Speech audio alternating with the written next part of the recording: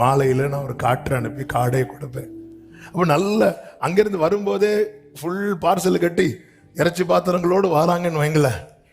வரும்போது இங்கே நான் உனக்கு காடை கொடுப்பேன். காடை இங்கே எங்ககிட்டயே ஆடு மாடு இருக்கு சொல்லுவாங்களா இல்லையா? எங்ககிட்டயே ஆடு மாடுலாம் இருக்கு, நீங்க காடையை கொடுப்பேன்னு சொல்றீங்க. அப்போ தேவன் ஒரு ப்ராமிஸ் ஒரு ஆளுக்கு கொடுக்குறாங்கன்னா அவங்க நிலைமைக்கும் அந்த வாக்கு தத்தத்துக்கும் சம்பந்தமே இல்லை.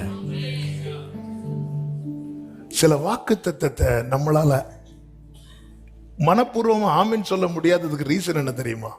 அதுக்கும் இதுக்கும் சம்பந்தமே இல்லை, சம்பந்தமே இல்லை. எனக்கான ரேமா என்பதை நான் எப்படி அறிந்து கொள்ள, அதற்கான ஒரு அடையாளம் என்ன தெரியுமா? இப்பொழுது நீ இருக்கிற நிலைமைக்கும் கர்த்தர் செய்வேன் என்று சொன்ன காரியத்துக்கும்